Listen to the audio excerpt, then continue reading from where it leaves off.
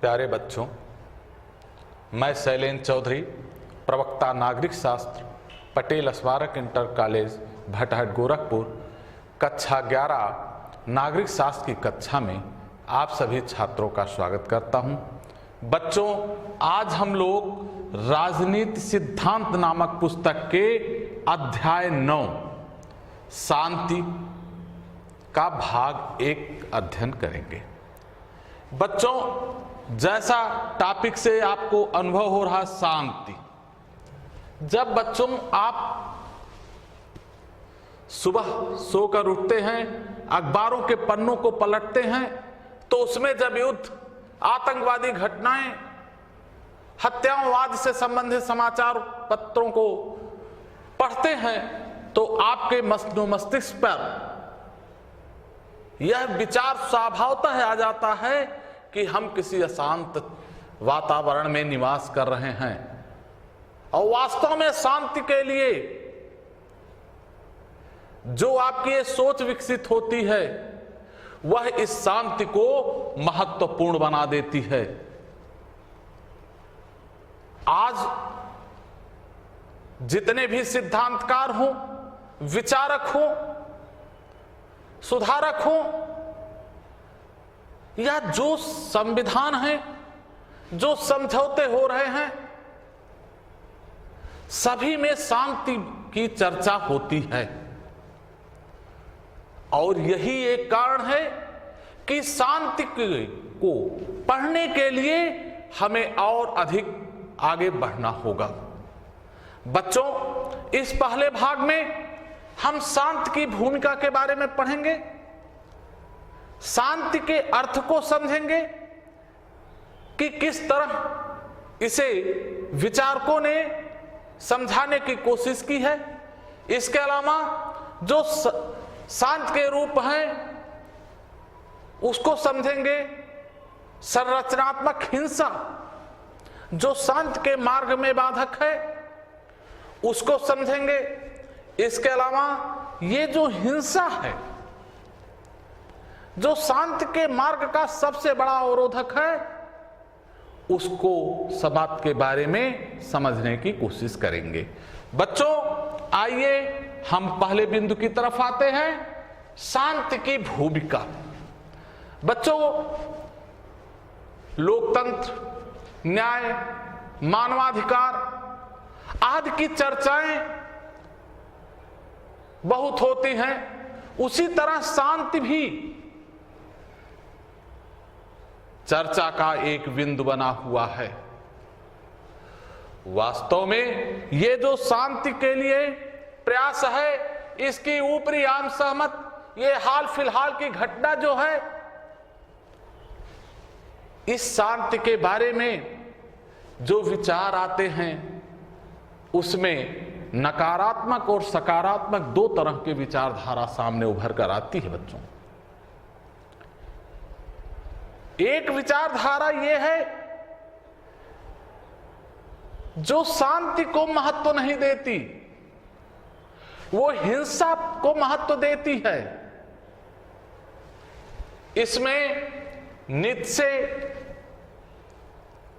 नामक विचारक जो है वह युद्ध को महिमा मंडित करता है।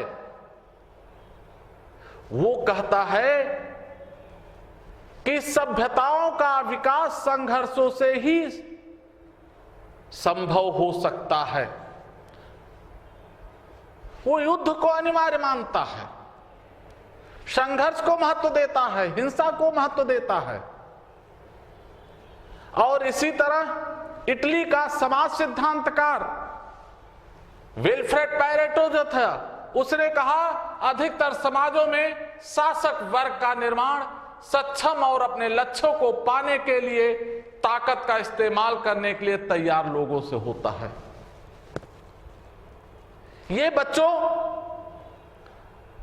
ये विचारक जो है, ये इटली के तानाशाही युग के समय की देन है। मुसोलिनी, जो तानाशाह आपने नाम सुना है, वह पैरेटो के विचारों से मिलता है, युद्ध को महत्व देता है। लेकिन इसका यह मतलब नहीं कि इसके सकारात्मक पक्ष नहीं है। शांति को प्रोत्साहित करने वाले भी हैं, उसको मानने वाले लोग भी हैं। जितने धार्मिक ग्रंथ हैं वो सभी शांति को प्रमुख स्थान देते हैं। वर्तमान युग में देखिए, महात्मा गांधी का नाम प्रमुखता से लिया जाता है, जिन्होंने शांति के साधनों का उपयोग किया। बच्चों, ये जो 20वीं शताब्दी थी, इसमें कुछ ऐसा देखने को मिला जिसके बाद मानवता शांति की तरफ अग्रसर हुई। आपने इतिहास में पढ़ा है, फांसीवाद, नाजीवाद का उदय, द्वितीय विश्व युद्ध। इसके अलावा बच्चों, आप भारत, पाकिस्तान और बांग्लादेश के बंटवारे को, घटनाओं को देखा, जिसमें व्यापक पैमाने पर जन धन की हानि हुई थी, जिससे शांति को खतरा उत्पन्न हुआ। द्वितीय विश्व युद्ध जो प्रगति के और वैज्ञानिक तरीके से लड़े गए, द्वितीय विश्व युद्ध के दौरान जब जर्मनी के बम वर्षकों ने ब्रिटेन पे आक्रमण किया, बम वर्षा की, तो उसके जवाब में ब्रिटेन के 1000 बम वर्षकों ने जर्मनी पर किया। और इसके अलावा अमेरिका द्वारा जब हिरोशिमा और नागासाकी, जो जापान के 2 शहर हैं, उस पे परमाणु बम गिराए गए, युद्ध की समाप्ति हुई। इन जगहों पे अनुमानतः 1,20,000 लोग मारे गए और परमाणु विकिरण के बाद अनेक मृत्यु हुई। और जो ये मृत्यु हुई पूरी, उसमें 95% आम नागरिक मारा गया, आम जनता मारी गई। बच्चों, द्वितीय विश्व युद्ध के बाद भी शांति बहाल नहीं हुई, क्योंकि विश्व 2 गुटों में बढ़ चुका था। पूंजीवादी अमेरिका और साम्यवादी सोवियत संघ दोनों अपनी परमाणुविक शक्ति बढ़ाने में लग गए। हथियारों की दौड़ प्रारंभ हो गई और इसका चरमोत्कर्ष तो 1962 के क्यूबा मिसाइल में देखने को मिला। एक बार पुनः मानवता के सम्मुख संकट उत्पन्न हो गया कि कहीं तृतीय विश्व युद्ध ना हो जाए। लेकिन जब सोवियत संघ ने अपनी मिसाइलों को हटा लिया क्यूबा से, तब जाके यह शांति स्थापित हो गया। ऐसा नहीं है कि शांति के बारे में इतनी आसानी से हम सोचने पर विवश हुए। इतनी हानियों के बाद, भारी कीमत चुकाने के बाद हम शांति की तरफ अग्रसर हुए। इसलिए शांति की अनुपस्थिति की भारी कीमत चुकाने के बाद मानवता ने इसका महत्व पहचाना। व्यक्ति किसी का महत्व कब पहचानता है? जब उस चीज को खो देता है। वही हुआ जब हमने हिंसा के वातावरण में मानवता को तबाह होते हुए देखा, तब शांति की तरफ अग्रसर हुए। अब बच्चों, आगे बढ़ते हुए हम देखेंगे कि शांति का अर्थ क्या है। देखिए बच्चों, शांति के विभिन्न तरीके से अपने अपने अनुमान लगाए जाते हैं। लोग, विचारक इसके बारे में विचार व्यक्त करते हैं। पहला जो आता है वो सामान्यतः युद्ध की अनुपस्थिति से इसका आशय लगाते हैं कि जहां युद्ध ना हो वहां शांति है। लेकिन बोस्निया में क्या हुआ? इसीलिए कहा जाता है कि युद्ध शांति के अभाव में होता है, लेकिन शांति के अभाव में युद्ध हो ऐसा ना ही भी हो सकता है। क्योंकि ऐसा नहीं है कि जहां शांति है वहां युद्ध का अभाव देखने को मिलेगा। बच्चों, दूसरा जो विचार आता है वो कहते हैं कि युद्ध, दंगा, नरसंहार आदि जो हिंसात्मक संघर्ष हैं उनके अभाव को शांति कहा जाता है।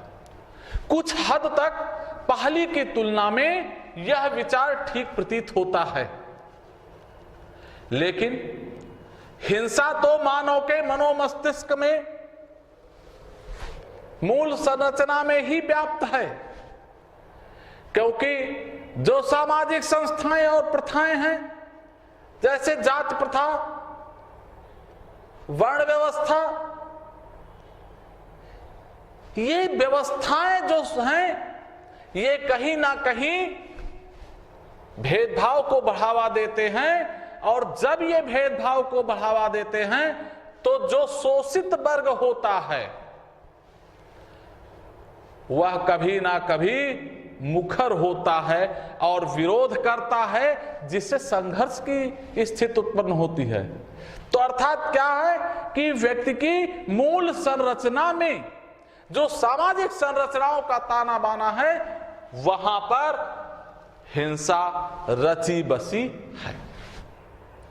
बच्चों, अब थोड़ा आगे बढ़ते हैं और समझते हैं संरचनात्मक हिंसा के रूप। देखिए बच्चों, जो ये परंपरागत रूढ़वादी समाज में वर्ण जाति धर्म आधारित स्तरीय व्यवस्था है, इस व्यवस्था में अनेक असमानताएं चली आई हैं जिन्हें सही सिद्ध करने के लिए जो शोषक वर्ग है वह गलत तर्कों का उपयोग करता है। शोषित वर्ग उसका विरोध करता है। इसीलिए शोषित वर्ग द्वारा जब भेदभाव का विरोध करने पर समाज में संघर्ष की जो स्थिति पैदा होती है उसे संरचनात्मक हिंसा कहलाती है। उस समाज की संरचना में बसी हुई जो सामाजिक ढांचा है उसके कारण जो हिंसा उत्पन्न होती है वो संरचनात्मक हिंसा कहलाती है। बच्चों, ये जो संरचनात्मक हिंसा है इसके प्रकारों के बारे में देखिए कि समाज में किस तरह ये संरचनात्मक हिंसा फैली हुई है, किन किन रूपों में है। पहले जाति व्यवस्था व छुआछूत। जो परंपरागत समाज है उसमें जो जाति व्यवस्था है उसमें ऊंच नीच का भेदभाव जो दिखाई पड़ता है, जो छुआछूत की भावना विद्यमान थी, उसके कारण समाज में जो उससे पीड़ित वर्ग है वह जब विरोध करता है तो हिंसा उत्पन्न होती है। इसीलिए भारतीय संविधान निर्माताओं ने भारतीय संविधान के अनुच्छेद 17 में अस्पृश्यता के अंत की बात कही, जिससे कि जो ये संरचनात्मक हिंसा की पहला रूप है जाति व्यवस्था व छुआछूत, इसको कुछ हद तक काबू किया जा सके। निसंदेह भारत में अस्पृश्यता के अंत का जो अधिकार प्रदान किया गया है उसके कारण बहुत हद तक शांति कायम हुई है। इसके बाद बच्चों आता है पितृसत्ता। पुरुष अपनी सत्ता को बचाए रखने के लिए महिलाओं पे आधिपत्य बनाए रखने के लिए गलत तर्कों का सहारा लिया, जिससे कि वह अपनी जो प्रभुता है उसकी समाज में वो कायम रख सके। कन्या भ्रूण हत्या, बाल विवाह हो, दहेज प्रथा हो, दहेज प्रथा में हो रही हत्याओं को आप देख रहे हैं। आज महिलाओं को अनेक जगह समस्याओं का सामना करना पड़ रहा है। ये जो स्वरूप है व्यक्ति के मनोमस्तिष्क में बसी हुई, ये संरचनात्मक हिंसा का एक रूप है। भारत में इसके लिए अनेक कदम उठाए गए हैं। आप जानते हैं, महिलाओं की सुरक्षा के लिए, चाहे वो कार्यस्थल पे हो चाहे बाहर हो, इसके लिए सरकार ने अनेक व्यवस्थाएं की हैं। उनके अधिकारों को और ज्यादा सजग करने के लिए और उन्हें आगे बढ़ाने के लिए सरकार निरंतर प्रयासरत है। इसके बाद बच्चों आता उपनिवेशवाद। वर्तमान समय में उपनिवेशवाद का लंबा स्वरूप देखने को नहीं मिलता, लेकिन दक्षिणी अफ्रीका और एशिया के देश जो इस उपनिवेशवादी दास्ता के शिकार थे, इन लोगों ने उनके शोषण को अनुभव किया और जब शोषण को प्रतिकार करना प्रारंभ कर दिया तो वो एक प्रकार की हिंसा के रूप में सामने आया। वह चाहे शांतिपूर्ण हिंसा हो या प्रत्यक्ष हिंसा हो, ये उपनिवेशवाद ने भी संरचनात्मक हिंसा का एक रूप ग्रहण किया। इसके बाद आता है रंग भेद व सांप्रदायिकता। वर्तमान समय में देखिए, नस्लीय भेदभाव के स्वरूप कम होते जा रहे हैं, लेकिन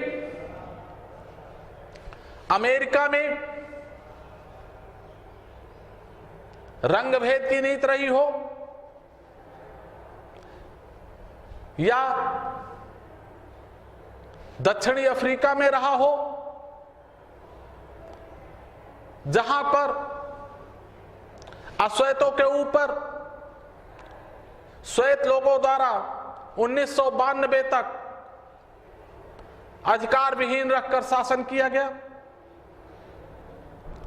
और वर्तमान समय में यह नस्लवाद का स्वरूप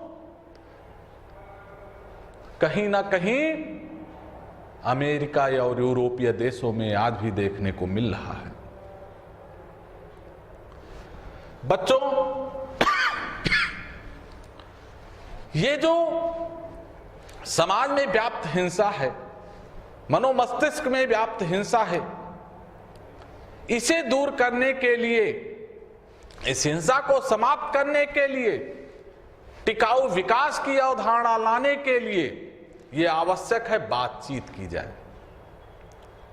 क्योंकि बातचीत से ही समस्याओं के समाधान संभव हैं। अब बच्चों आगे बढ़ते हैं। हिंसा की समाप्ति कैसे की जा सकती है? बच्चों, यूनिसेफ ने कहा कि चूंकि युद्ध का आरंभ लोगों के दिमाग में होता है, इसीलिए शांति के बचाव भी लोगों के दिमाग में ही रचे जाने चाहिए। जो मानव के मस्तिष्क की उपज हिंसा है, वह चाहे ऊंच नीच का भेदभाव हो, चाहे धार्मिक श्रेष्ठता हो, चाहे नस्लीय श्रेष्ठता हो, किसी भी आधार पे हो, बिना उसे समाप्त किए वास्तविक शांति स्थापित नहीं की जा सकती। बच्चों, प्रश्न ये उठता है कि ये जो हिंसा है, क्या हिंसा को हिंसा से समाप्त किया जा सकता है? कदापि नहीं, क्योंकि वो भी हिंसा का एक रूप हो सकता है। इसीलिए संस्थापक हिंसा का जो स्वरूप है, यह भी अनेक रूपों में देखने को मिलता है। महात्मा गांधी ने इस संस्थापक हिंसा के रूप में जो दो साधन प्रयोग किया, सत्याग्रह और सविनय अवज्ञा, आप इसके बारे में भली भांति जानते हैं। गांधी जी अहिंसक थे। वो हमेशा कहते थे, हिंसा का जवाब हिंसा नहीं हो सकती। वो कहे, किसी के मन को परिवर्तित करना आवश्यक है, मनोमस्तिष्क को परिवर्तित करना आवश्यक है, और इसके लिए आवश्यक है उसके विचारों को बदलना, उस पर नैतिक दबाव देना। और इसी नैतिक दबाव के कारण ही गांधी जी ने सत्याग्रह और सविनय अवज्ञा का प्रयोग किया। और उन्हीं का अनुसरण करते हुए मार्टिन लूथर किंग ने अमेरिका में 1960 में अश्वेत लोगों के साथ भेदभाव को शांत करने में इसका प्रयोग किया। जो अमेरिका में अश्वेतों के साथ भेदभाव की नीति थी, मार्टिन लूथर किंग ने उसे समाप्त करने के लिए अहिंसक साधनों का उपयोग किया। उन्होंने भी हिंसा का जवाब हिंसा नहीं माना। बच्चों, इसके बाद हम आगे बढ़ते हैं। देखिए, आपने जो पढ़ा शांति के बारे में, उसमें एक चीज अब आपको करना है कि जो नोबेल शांति पुरस्कार दी जाती है, उसमें कुछ लोगों का नाम लिख लीजिए और उसके बाद उस पर आप टिप्पणी तैयार कीजिए कि वे नोबेल शांति पुरस्कार उन्हें किसके लिए दिया गया, किन कामों के उनके कार्य क्या थे, किस क्षेत्र में कहां कहां उन्होंने शांति स्थापना के क्षेत्र में कार्य किया। आपने नेल्सन मंडेला का नाम सुना होगा, आप उनके बारे में कर सकते हैं, किस तरह उन्होंने अफ्रीका में नस्ल भेद को खत्म करने के लिए आंदोलन किया, शांतिपूर्ण अहिंसक आंदोलन किया। तो आपको ये चीजें करनी है। इसी के साथ बच्चों, यह पहला भाग समाप्त होता है। धन्यवाद।